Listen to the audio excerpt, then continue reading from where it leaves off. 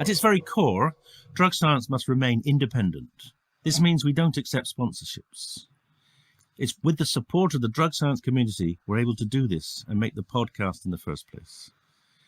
If you're able to become a drug science community member and support the show, you too will be supporting the dissemination of evidence-based drug policies. Without you, none of this would be possible. For anybody interested, there's a link in the show notes. Thank you.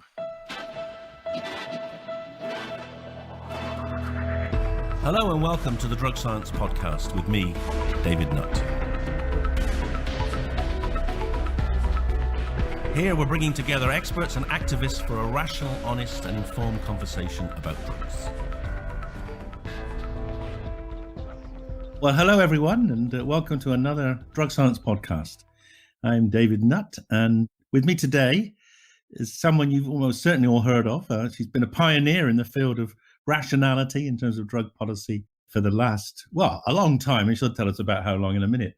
And it's Niamh Eastwood, who is now the head of release, synonymous with that fantastic organization. Welcome, Niamh. Just as you introduced me, a bike goes by. A very noisy bike. So welcome, Niamh, and it's great to be talking to you. Well, it's an honor to be talking to you, and I can't believe it's taken us so long to do this. Well, you've been very busy, and I've been pretty busy too. You're always busy. So just I'd like people to tell me a bit about their background. And I mean, are you a lawyer? I know you as the person that runs Release. I don't actually know why you run Release. Okay, and a member of Drug Science Committee as well. So yeah, I started out as a lawyer. I wouldn't hold myself out as one now, mainly because I don't think I'm qualified enough anymore.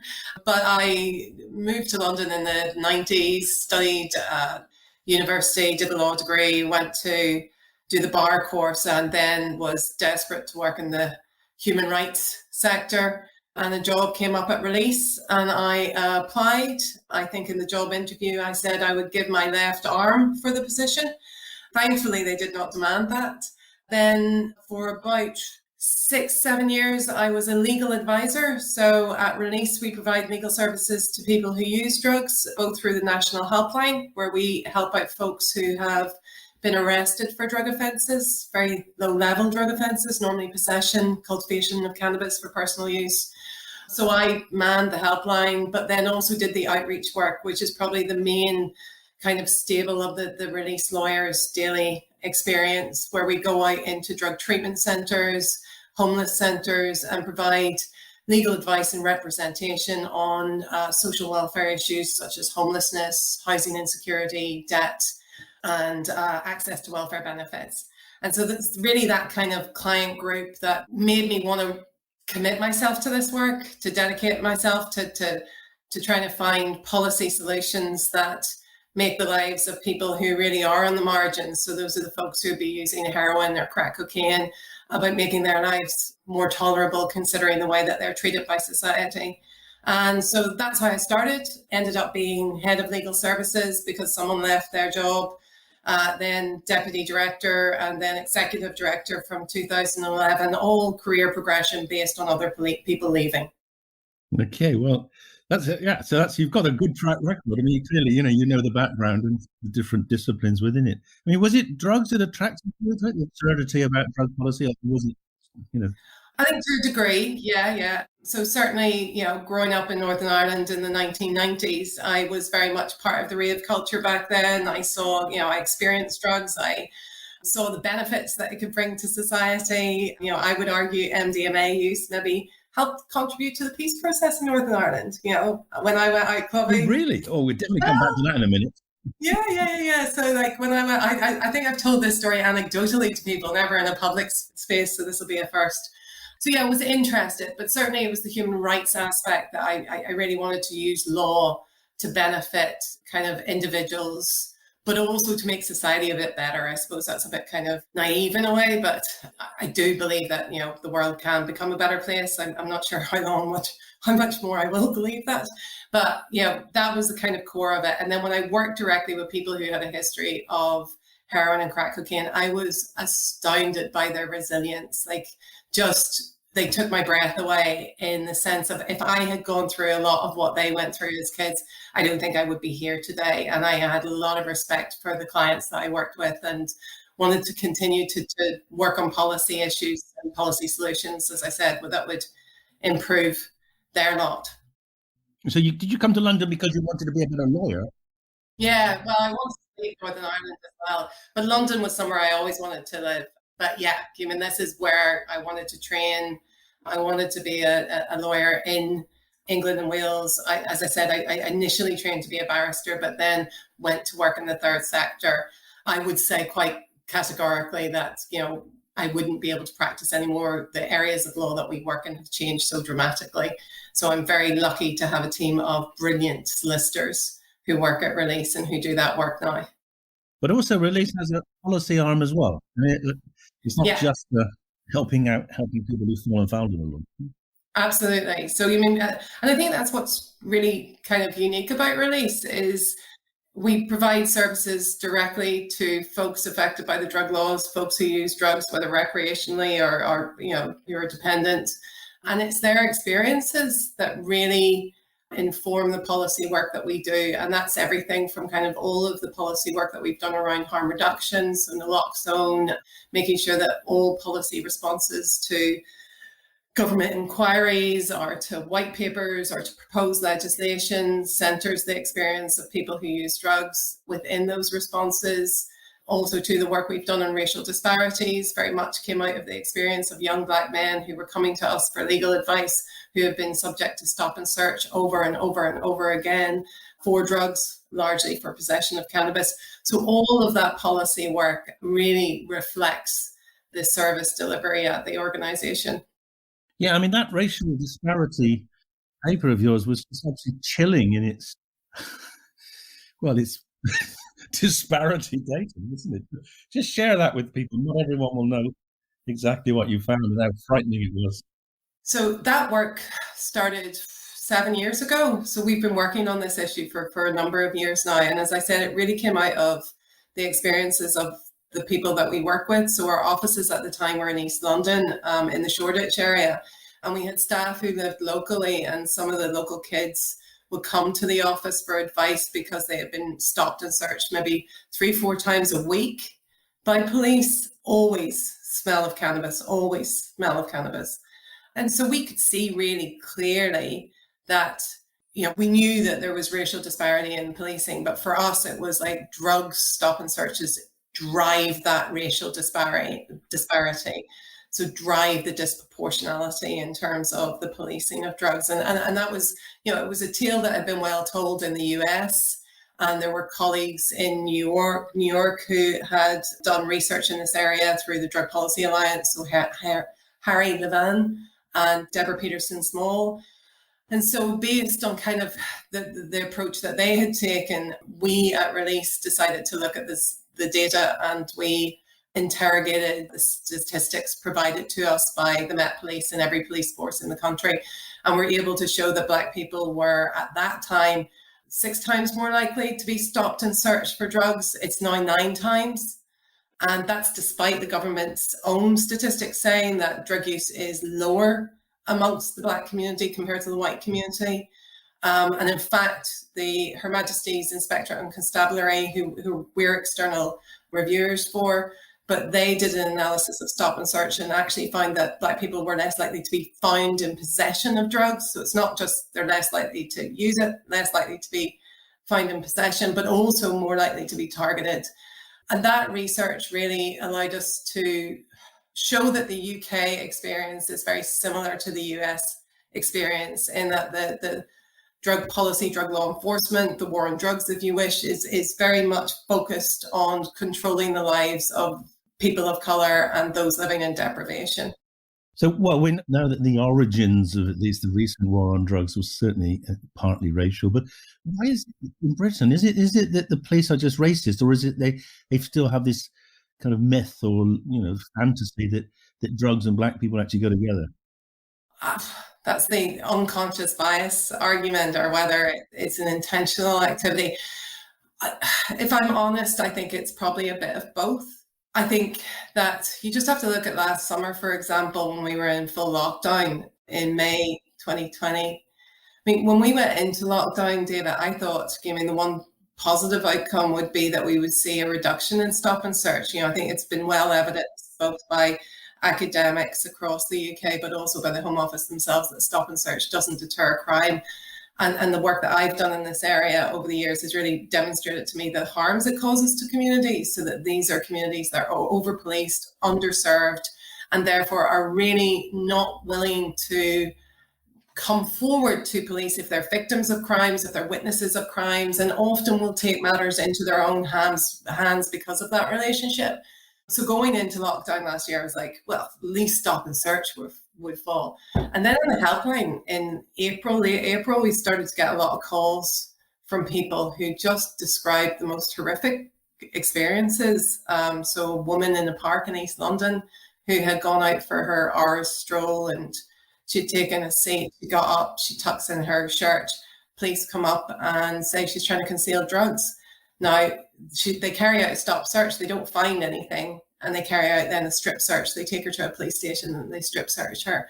Other reports of people being stopped while they're driving. And the theme amongst it all, the common denominator was these Black people, and they described themselves as feeling as if they had been racially profiled. And so we looked at the Metropolitan Police stats, so the police force for London, and we were overwhelmed by what had happened.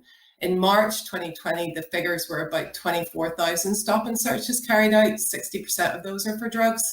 And that was probably reflective of an average month in the last 2 years. In April, it had increased to just over 30,000 stops. And by May, it was over 43,000 stop and searches. 60% were for drugs. This was largely for possession of cannabis. So for me, that really speaks to like why in the middle of a pandemic were the police increasing the use of power that negatively impacts on communities, targeting those communities who are at greater risk of COVID, the worst aspects of COVID. Yeah. Right. So for me, it really does speak to the idea of structural racism in society, and the police had nothing to do. And so with this free time, they decided to go and harass communities. So at its core, I think probably more racism than unconscious bias. And even with the cops that try to do a good job, I think there is a level of unconscious bias there, and it's hard to weed that out. Well, there's no more, they're not incentivized, presumably, still to catch. It used to be they were incentivized to catch people with cannabis possession. That was something that happened back under Labour in the team. That's right. It was awful. The public framework outcomes up until like 2010, and then Theresa May rolled back, but it didn't change behaviour. I mean, we did see stop and searches fall dramatically under May. We're starting to see that trend reverse, and I think that shows again the kind of political will impacting on police practices. Absolutely. I mean, just let's talk a bit more about cannabis. I mean, I've never really understood why it did create such hysteria in the police and politicians. And have you ever made any sense of this, or is it just part and parcel of this racism? I think you've been intimately involved in these conversations over the years, especially the whole reclassification debacle. I don't know. What do you think? Yeah, I just think cannabis is an easy political tool, and it's clearly been heavily sort of promoted as a dangerous drug by interests such as the drinks industry and that. And but also, I just think there's also a sort of the class and this supposed racial difference in use. Although we know, I think the data is, and you have the data that you've just shown and talked to us about it. That white kids get stopped. They don't. It's likely to be in possession, but they're just less likely to be stopped. Yeah, completely. And I think if we kind of look at the science that you've done around this, we know cannabis is not as harmful as the two legal substances that we have. And yet it is the drug, if you like, that drives policing in this area. I mean, none of the other drugs attract the same level of kind of law enforcement response. Heroin, but particularly amongst kind of the visible street using population of people who use heroin.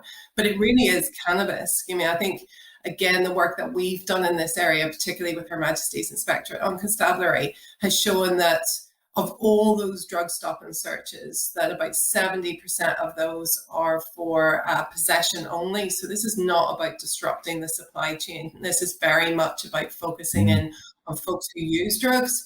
And then from that 70%, it's probably 2/3 of that number is for cannabis possession. So why is this such a kind of political and policing priority, considering we know the kind of safety profile of this drug? It's another example of the ludicrous drug policy that we have. And again, I think, one of the things we've been able to show in the research is very much that idea of police using this to control individuals and to control communities. So we were able to show in both reports. So the first report we did was in 2014, the numbers in black and white, and then the second was in 2018, the colour of injustice. And we were able to show that within London, particularly, across the boroughs that had the highest level of deprivation across multiple indices, that in those areas you had the highest level of policing. So stop and search, drug stop and search, where there was an intense use of that power within those communities. Lower rates of racial disparity, so 2 to 3 times more likely to be stopped in the poorer areas. So we're talking Niamh, Tower Hamlets, some parts of Camden, but really high levels of stop searches. Conversely, in the affluent areas like Richmond and Kingston and Upon Thames, lower rates of stop and search, but higher rates of racial disparity. So that really speaks to the idea of geographical profiling and individual profiling. So where communities are being kind of coerced, controlled, and surveilled using these laws in inner city areas. And on the other side of that, kind of protecting property in areas of affluence, questioning why someone is in that area when, through discrimination and racism, the police officer views them as not belonging. Quite. You also, I think, had some interesting success in relation to the legitimacy of stopping search just because people smell of cannabis. So you want to tell us a bit more? That's been an ongoing battle. Yeah, we did. So we also, a lot of this work has allowed us to operate in, like, conversely, because, or surprisingly, because it's quite critical, obviously, of policing, it's actually led to us being invited into policing spaces with those people who are part of law enforcement who wanted to change. And there is a cohort of people who are like that. And so the College of Policing were doing a whole review of stop and search, and they were developing the professional guidelines for the use of stop and search by police officers. And so working with them, we got a requirement added that you couldn't stop someone on the sole ground that you could smell cannabis. I mean, David, you walk down a street in any city, whether it be Bristol or London, you could smell it, but could you say where it came from? I don't think so. And so in those circumstances, it was agreed that that would be the professional practice. Now, there was a lot of police force pushback on it. There was one police force in particular that refused to follow it's called the authorized professional practice guidelines from the College of Policing because of that requirement. Other police forces, though, what they did was, because it couldn't be the sole ground, they added a ground. So I could smell cannabis and you had red eyes. So they'll always find that, they'll find a way around it. But also, taking cannabis is not illegal. No, it's not. It's possession of it. But they would say that in itself gives them reasonable grounds to believe that you are in possession of cannabis. So yeah, they'll get away around, which is why we need to, Now, I remember when I first met you, I think it was quite a few years ago, the thing at the time was the rise of the sniffer dog and the sniffer dogs in the tube station. I mean, I remember being horrified by both the absurdity of it and not just in terms of the fact that there's no evidence that the dogs could actually sniff things out, but the idea that you could just search anyone coming out of a tube station because you had a sniffer dog sniffing around. You managed to get that. I think you got rid of the sniffer dogs, didn't you? I seem to recall they don't do it anymore.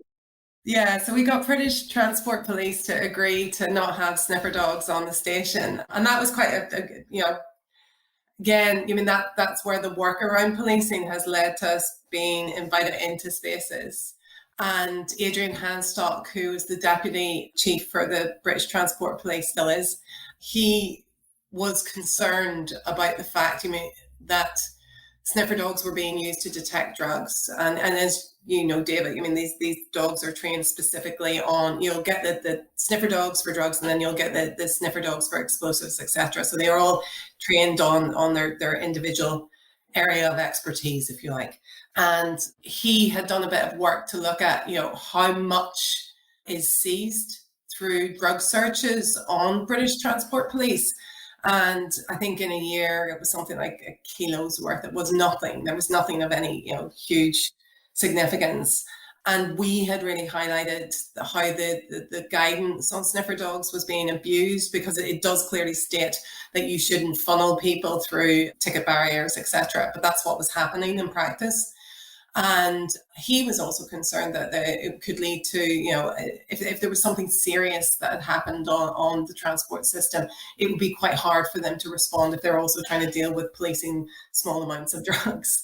So there was a period of time, and I think it is still the case, that they don't have sniffer dogs. British Transport Police don't use sniffer dogs for drug searches. I can't remember why they started.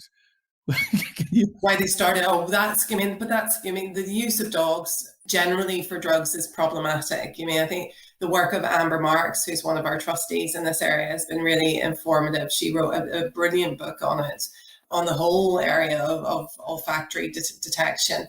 And one of the things that we found was that research has shown, I think, in 70%, 80% of cases, the dogs find no drugs. Now, when you say that to the police handlers, they say that's because the dogs are so sensitive. They can tell if you've been in contact with someone who's used drugs in the last 2 days. And it's like, clearly that's not the case. But even if it were the case, that's not giving you the right to be searched on a tube station. Exactly. So that was another kind of soft win that we had. And I think, the example of the work by British Transport Police and others shows that there has been a willingness in the past. But I think a lot of that work is just, moving the deck chairs. And actually, for wholesale reform, we need to be looking at things like the policies we advocate for, which are like decriminalisation of all possession of all drugs, and also, starting to look at regulation of the different drugs moving forward. Well, we'll come back to that in a minute. I just want to fit. So you're also involved in driving offences, aren't you? You people who get stopped, tested, roadside testing. I often send them to people that come to me. I move on to you. What's happening there these days?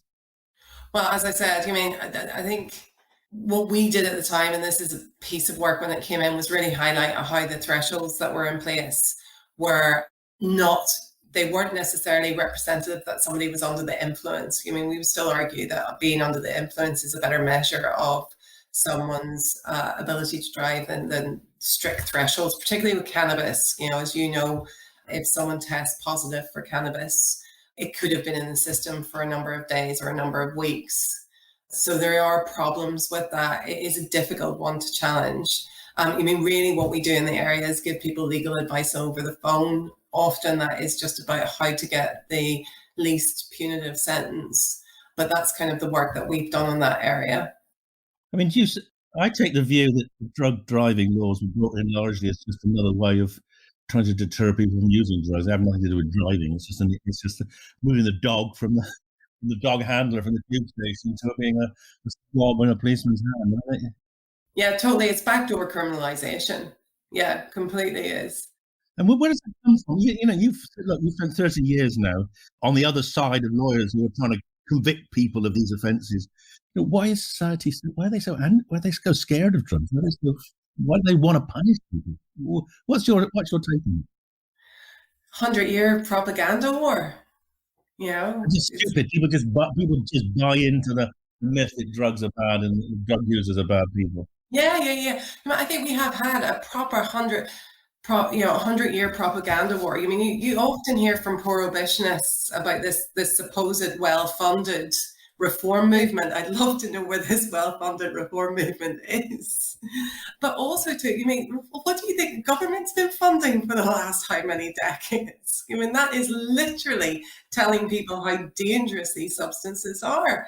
And the work you do and drug science does in this area is so important, that kind of debunking how harmful substances are. Substances are substances. They have their utility and they can have their harms. They can have their pleasures. And I think that's something in the field that we're getting better talking about is the pleasure associated with using drugs.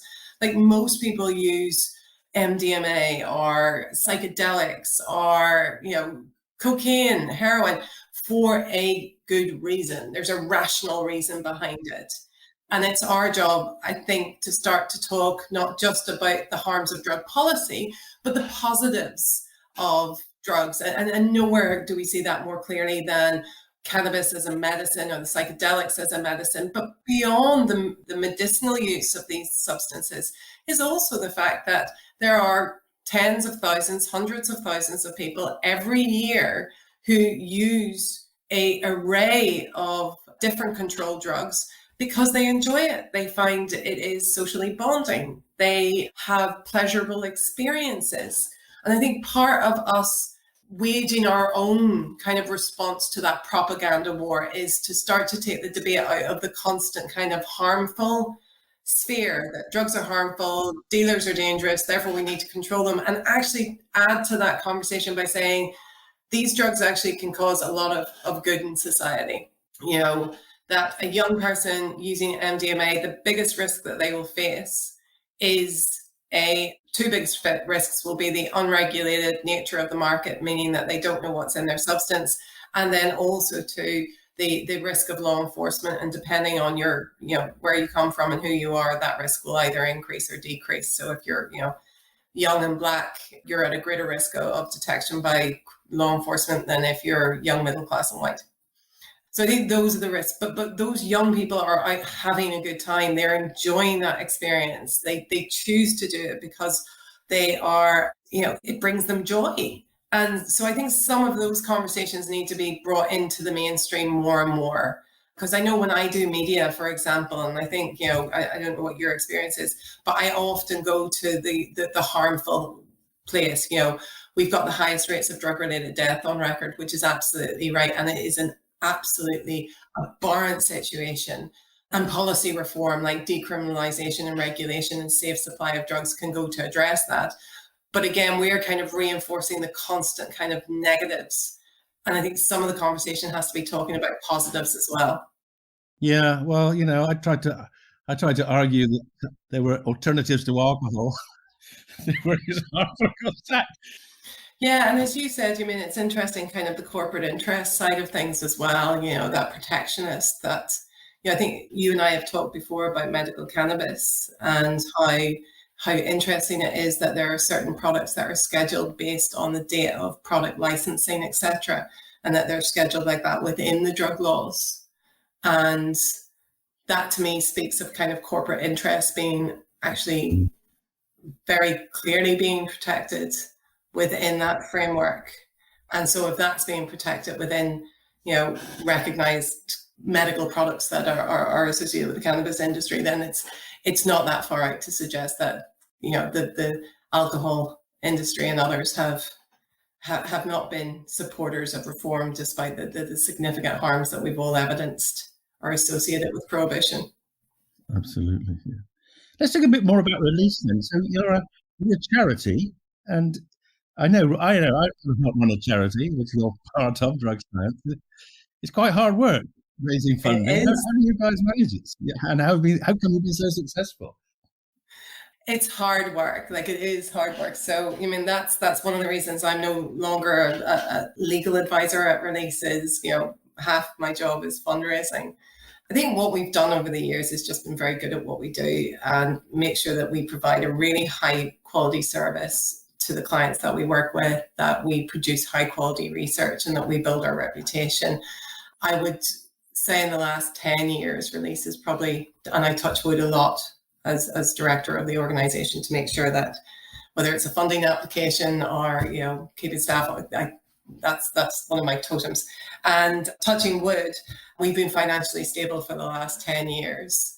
And that's largely through having a mixed model of funding whereby we contract some of our services out. We have a lot of support from trust and foundations. We get a lot of funding towards, not a lot, but we get funding towards the delivery of our legal services as well. And so having that kind of service delivery alongside the policy work has made it a reasonably viable organisation financially. And it's just a joy. To be fair, the team are amazing. I've got a great board as well, but the team are really just such a dedicated bunch of lawyers. They really care about the rights of the people that we work with and we work for. And I think that really comes through in everything that we do. And it's quite clearly articulated to funders and to foundations that are interested, not just in drug policy, but also in legal services to some of the most vulnerable and the most marginalised in society. And you do research for government or for sort of governmental authorities then? You're not beyond the pale in that sense. No, we're not. I keep trying to make us beyond the pale, but no. So we're not government funded at all. We have no funding from government. Oh, you're not? Oh, I see. Okay. Oh, no. We haven't had. No, I thought you got grants from to do reports and things. No. Oh no, we haven't had any government funding. The last time we got funding from the Home Office was, I think, in the early 10s to do a sex workers booklet. So sex workers in the law booklet. So we wrote a legal booklet outlining what the offences are, how do sex workers pay tax legally, that kind of thing. So that was like 2010, 2011. So we haven't had any funding in the last 10 years. Mainly it's trust foundations, income generation through contracts with local government, and a few t-shirt sales. Nice people take drugs sales. Yes. Well, you did have that wonderful, extraordinarily controversial advertising campaign. I don't know if it was your idea. We did. Nice people take drugs. I mean, that created more hysteria than probably than me telling people that horse riding is more dangerous than ecstasy. I don't know. I think you've got more publicity than me. Tell us a bit. Oh, I don't know. I think I think the horse riding got a lot of publicity to it. But it was truly the first time anyone had really dared tell the truth. In a sort of on the side of buses, you're telling people that. I mean, that was just truly. Can you? I mean, I'm fascinated by the origins of it. I've never really spoken with you about it before. Yeah, so this was 2008, and we had been left some money, and we decided we wanted to, in a legacy, and we decided we wanted to do a campaign with it. I think it was the year after, do you remember the atheist campaign on the buses? Yes, that's right. Yeah. Was it No Such Thing as God, something like that? Yeah, something like that, yeah. And so we decided we'd do a bus campaign. And so if you're going to do that, you need something that's, you need a strong, provocative slogan. And I remember quite clearly sitting down with the previous executive director, Sebastian Saville, he was the lead on it, with our policy and comms person, and having a chat about what the slogan should be. And we wanted a benign word to describe people who use drugs. So not like, one of the things that we were very clear on was that there's so much value and judgment that's messaged out against people who use drugs, so bad, evil. You think about the single convention on narcotic drugs at the UN. It's the only treaty apart from sex work that has the word evil in it. So sex and drugs, evil. Yes, evil.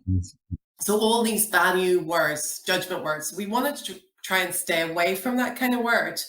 And nice seemed to be, still has a value to it, and judgment to it, but it seemed to be the most benign of them. So nice people. So nice people take drugs. Then there was a long conversation about the word too, which I remember, nice people take drugs too, which I felt would sort of focus it on the good drug user and the bad drug user. And that's a terrible journey to take when you believe in the rights of all people who use drugs. And so we instructed the agency who are responsible for advertising on London Transport, on the system, and they approved the slogan. It went up on the buses, and then the bus company complained and demanded it be removed from the bus, which meant loads of free advertising. Absolutely. Because next thing we were, that we were trying to be muzzled, that free speech was being affected, etc. But also too, we didn't have to pay for the campaign because the advertising company had approved it.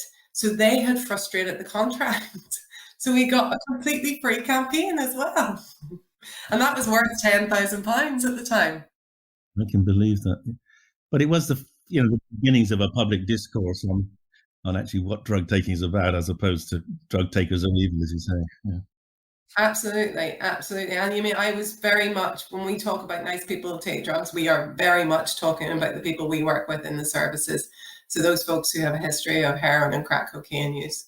Because my experience, and I know you've worked in the field a long time, is those people are just lovely people in the main. You'll get one or two, but you get one or two in every walk of life. Yes. Whereas maybe politicians who take drugs aren't such nice people. I'm saying nothing. That's another. Then we did the playing cards, of course. You mentioned the politicians. Yeah, the usual playing cards, absolutely. Yeah. I still use your. I love particularly the Johnson one, the Boris one. Yeah. Which is my favourite, of course. Now I play it every lecture. Are they still available, those cards? Yeah, of course they are. We've updated them. The only problem is we constantly have to update them, not least because Boris Johnson seems to have a new job every year. But we updated them about 4 years ago, and we added Duterte to it. So this is our playing cards that feature politicians who uphold prohibition, who have themselves admitted to drug use, who, had they been caught, would not be in the position that they are today. And so the playing cards feature politicians from all over the world. Our one condition is generally not to have someone who is pro-reform on there. But we added Duterte after he admitted to cannabis use and to fentanyl. His fentanyl is prescribed, but his doctor said that he was developing a dependency. And considering the brutal war that he's undertaken in the Philippines, it seemed right. What we didn't expect to happen was that for the cards that we produced that featured him, ended up on CNN in the Philippines, with his office making a statement in response to the card supporting free speech, which was bizarre and just slightly, it was actually really dispiriting that became a news item, considering how brutal and bloody and violent his premiership has been. Like, that actually really kind of angered me in a way that was what is newsworthy when people are being killed on the streets. Well, as a distraction.